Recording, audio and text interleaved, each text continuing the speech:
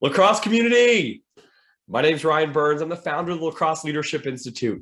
It's our mission to empower all those that love lacrosse, to recognize the skills you gain from the sport, to ultimately live your best life possible.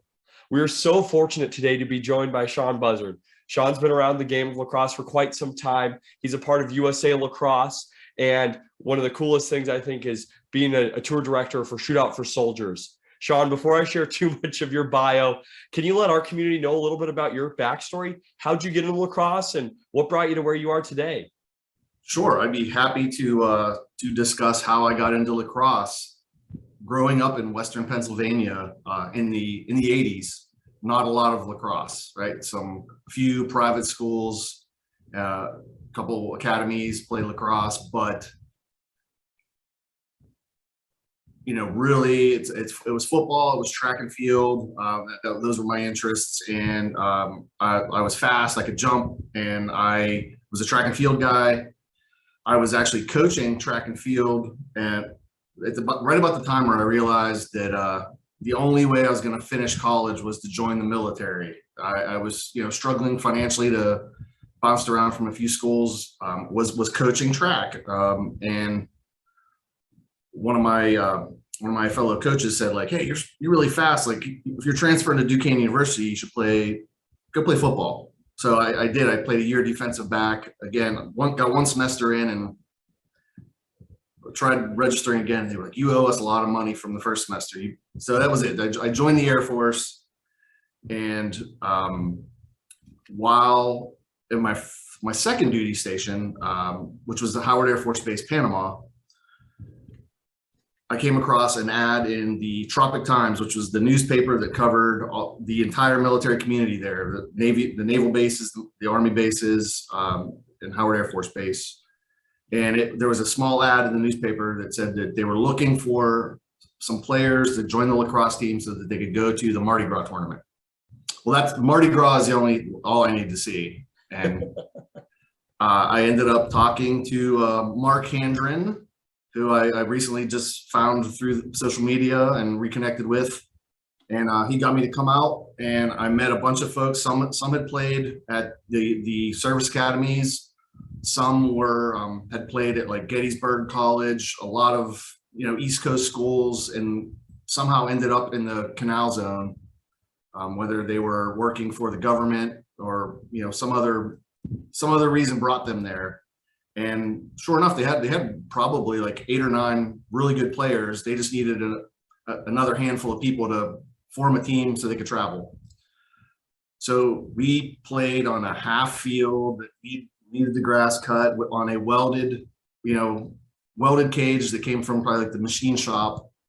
And my first full field lacrosse experience was indeed the Mardi Gras tournament, where we got stacked up against teams like Gentleman Jacks from all Ivy League alumni, and but that was kind of where I learned about how special lacrosse was, and that like at the end of the game everyone appreciated each other, and you hung out and you told stories, and that's kind of where I first started to see how special lacrosse was.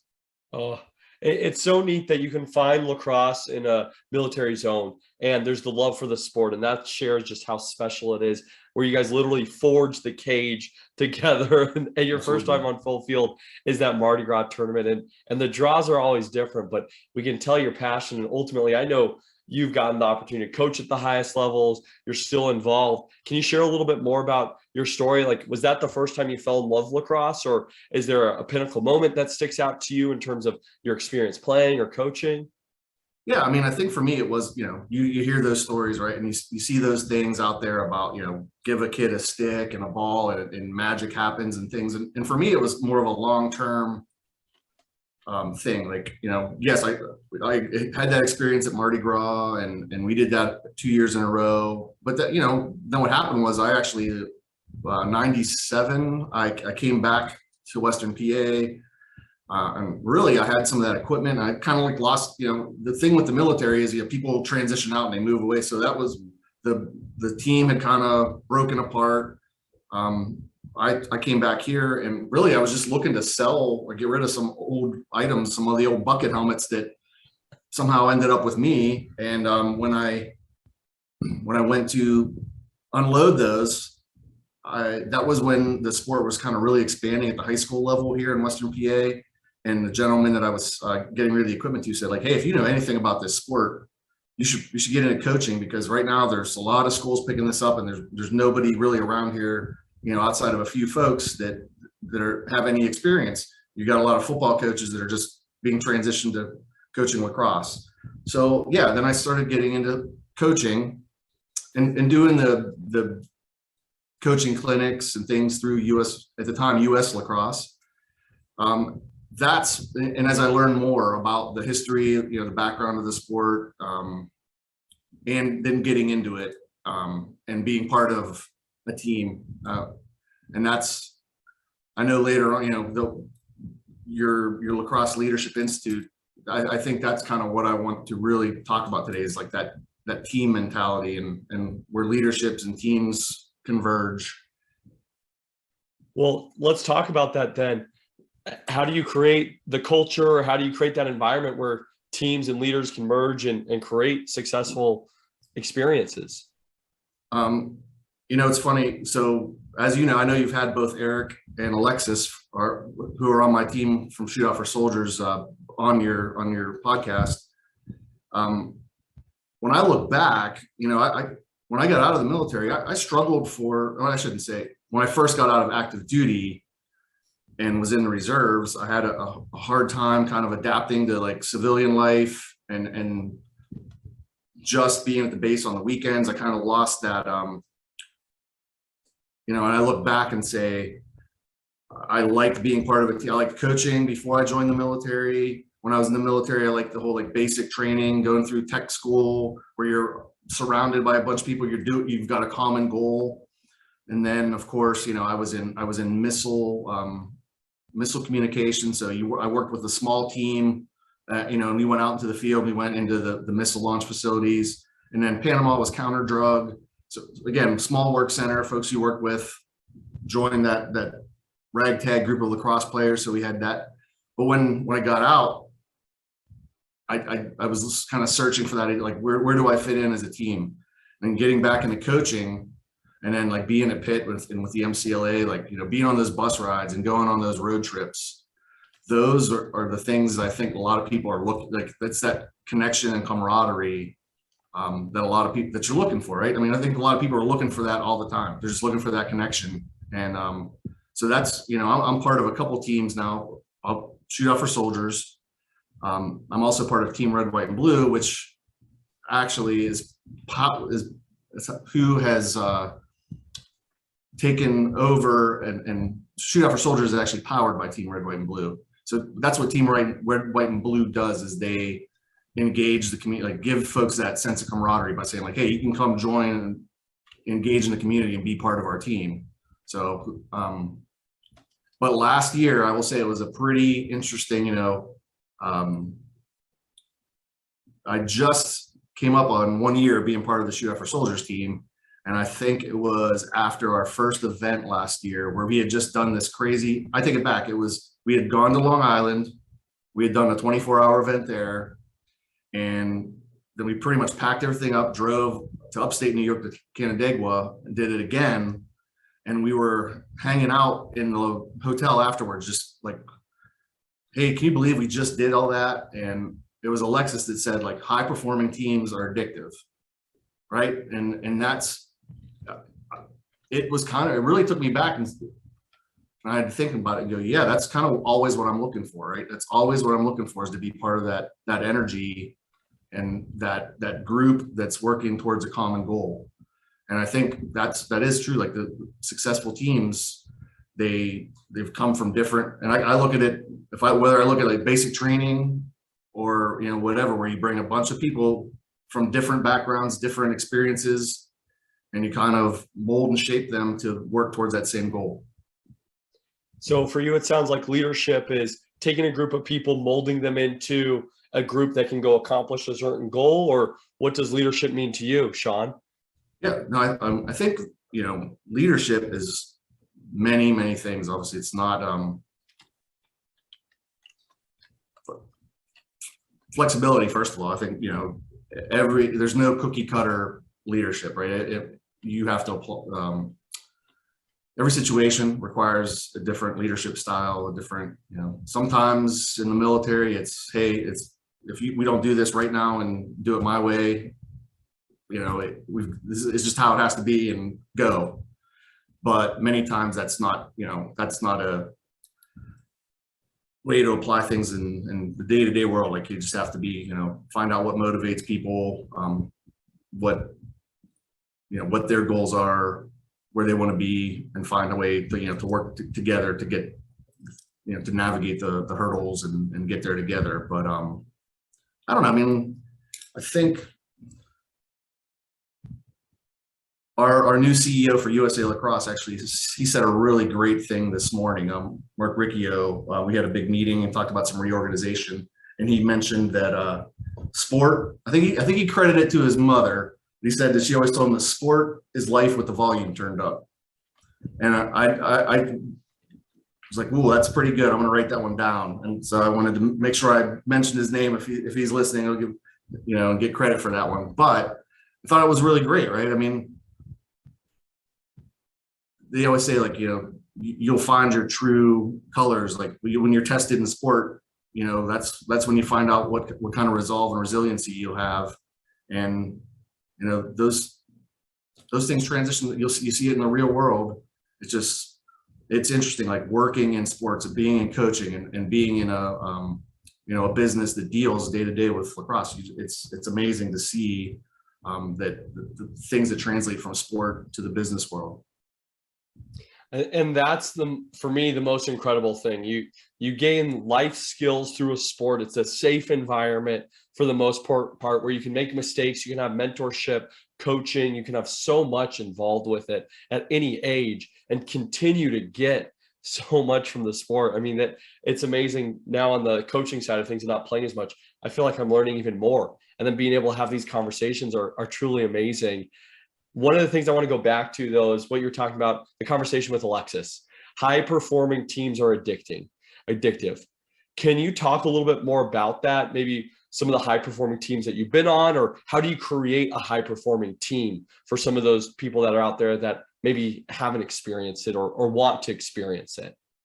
Yeah, and I've talked about this. When you've lived the MCLA life. I was the head coach at Pitt from 2010 to 2014, and I feel like I really just got lucky in a sense, right? What I brought to the table was some very specific organizational skills that the military had instilled in me. I came from a career field where we utilized standard operating procedures and checklists, and everything kind of followed a pattern. And I just happened to, at the same time that I interviewed, there were some great other coaches, like a three-time All-American from Denison, Sean O'Brien, Ryan Trude, who had won a ring with Colorado State. And those guys had like the X and O expertise to like lead the practices like on the field, where I was there like organizing the practice plans, helping the team leaders create the schedules and set up the travel, and just being kind of like the team parent, if you will. And those guys were really like honest. They were doing the yeoman's work like on the turf, and I was just there like overseeing things. And then, a piece would leave, and then here comes Alex Perry, who just happened to be coming into town because he got a job with Dick's Sporting Goods and was relocating to Pittsburgh. And then, the following year, James McCready comes and he's, coming to Pitt for grad school, and he had played at Canisius, and, like things were falling into place.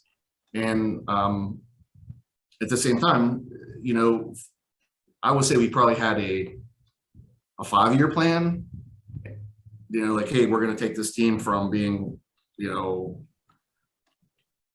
when we came in, the culture was very much, they weren't, I will say they weren't a team. They were a bunch of players who were on the same campus, but, all ate lunch at different places, came together twice a week to practice, and weren't really connected. But, one of the things we brought in was like, hey, you guys need to really kind of get to know each other. Let's start having some team dinners. Let's start having some team study hours. And as that kind of, as the team started coming together more, then you saw that play out on the field, right? But people, hey, I know where he's going to be because I know what he's going to do because I know him a little better. I know his family. You can see people hanging out together more, and it just became a better team. And we just, yeah, we had a great run, and I thoroughly enjoyed that. And you know, it was honestly, if it hadn't been, it was a transition in my my military position, just kind of like, hey, we can't have you missing as much of this time. You're missing a lot of drill, missing a lot of action in the spring, so we need you around. So, but no, that just led me into, you know, doing some more of the administrative things in the MCLA and being involved at a higher, again, moving on to a different type of a team that was making things happen. So it led me to a good place, but I definitely miss, you know, being on those bus rides and on those weekends where you play 3 games in 3 days, you know. Well, there's nothing like that, like the actual playing at the college level. You get men who are just hungry, firing at all cylinders, and just so athletic and skillful, and they keep getting better and better. To be there and be on the field with them is just something very special. I was so impressed watching the guys during the MCLA tournament. It was so cool to watch and just continues to blow me away. But I think one of the big things, Sean, that you said is your team wasn't a team before. It was just a bunch of players that went to the same school. Ultimately, you put in a process, you had an organizational flow chart, if you will, and a direction, a goal of actually get everyone together, have relationships. And for me, that's one of the biggest parts of leadership, is getting everyone to really mold together and be a part of a team. Because then when you know someone's down, it doesn't have to be a verbal acknowledgement. It can just be you recognizing body language, that maybe they're down, their head's down, they're drooping, they're not talking as much as they usually do.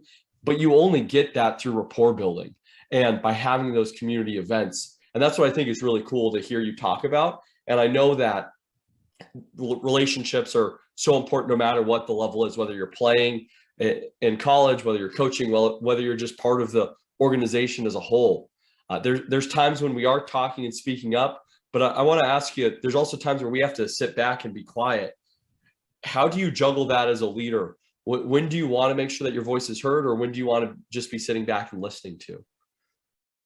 Well, there's that old great adage, right? You know, God gave you 2 ears and 1 mouth. So a lot of times, you're right. It's soaking, you know, hearing, soaking things in. And again, I'll go back to that, you know, there's certain applications, right? That military, sometimes a leader has to just put his foot down and say, I mean, I will say this, I wasn't a very, I was never that coach. I figured, right, if I'm always at a level, you know, if I'm always at an 8, every once in a while, or that becomes white noise, right? If you're always at that like 8 to 10 level. So I was very, you know, didn't say a whole lot, let the others talk, you know, would say some things. If I saw something, I'd point something out. But, you know, I remember a time where we were playing Michigan State, and that, you know, for a couple of years, that was our big, you know, we had to get past Michigan State to get into the, you know, in the CCLA tournament. And I think it was going in overtime, and I may have gone to level 10 and may have dropped a profanity or something, and they had never seen that. So it was kind of like oh, you know, like, and some of the guys got really amped up because it was like, we've never seen this before. So I think there are times when you have to, you know, send a message. But for the most part, you know, I'm more of a listener, soak things in, get involved when need be, or sometimes just be that voice of reason. Let some others say like, okay, I'm hearing this, I'm hearing this. Here's what's really going to happen. You know, kind of the middle voice. Which is hilarious because we all have these different expectations of what reality is or should be. And sometimes you need that just solidifying answer of, hey, this is really what's going on, which I can imagine you probably provide to a lot of the different teams you're on. I know that not everyone in our community is familiar with Shootout for Soldier. And I know you mentioned a little bit about Team Red, White, and Blue. Can you share a little bit more about that with us? Sure. So it is Shootout for Soldiers, powered by Team Red, White, and Blue. And what we are is we talk about this all the time. We kind of are a nebulous thing, right? We're changing. We're ever evolving because we know this is the 10-year anniversary of what was started by Tyler Steinhardt and his group, 24-hour lacrosse events to raise money for veteran service organizations across the country. And so basically we use lacrosse as a platform to engage the communities with veterans and what, the healing that needs to happen with veterans. I mentioned a little bit about that, right? Like most veterans, when they leave service, lose that sense of camaraderie and connection. They want to be part of something. And this event gives them that opportunity to come. It would blow your mind if you really knew how many veterans have a connection to lacrosse and rely on this event to come. I mean, we have a few folks that come from far away and come to multiple events. And so I think this event is super important. And, it's always been a summertime, kind of a summertime tour thing. Myself, Robbie, Eric, Alexis, Alex are looking to change this into something that, becomes more of like a year-round thing that everybody can engage with in some way, shape, or form. Oh, that's so cool. Well, definitely we'll make sure to post the link for all the Shootout for Soldiers in the body of the Facebook and the YouTube page so people can go and look to learn more, because it seems like just such an amazing event. I know we're wrapping up on time right now, Sean. Do you have any last thoughts on lacrosse or leadership that you can share with our group? No, I will just mention that, also in the past year, I've been lucky enough to join another amazing team with USA Lacrosse as the Mid-Atlantic regional manager. And my position there, I get to work with big programs, leagues, officials, organizations, you name it. I've been just in the last 6 months, I've been to a couple of Sankofa clinics.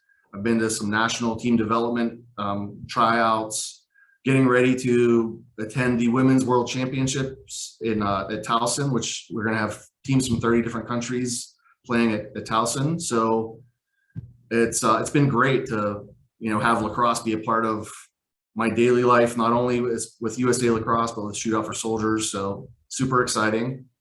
My one son just finished his playing career at University of Dayton with the MCLA, and my older son Josh is a coach at Davis and Elkins College in West Virginia. So lots of lacrosse going on. Oh, Sean, I love how lacrosse is that family affair. Again, it's something that's so magical where you can instantly bond. We were able to just sit down for pizza and beer and be able to start talking, and it's turned into something just truly amazing. So thank you so much for taking the time to be a part of our community today. Thank you for your service. Thank you for all that you do for USA Lacrosse and Shootout for Soldiers. It's so amazing. You're really the man, Sean. We appreciate you so much. Thank you so much for inviting me here. I looked at the list of folks you've had on as guests, and I'm like, oh, I don't deserve to be on here. This is an amazing list. No, you definitely do, Sean. You definitely do. Thanks again. All right.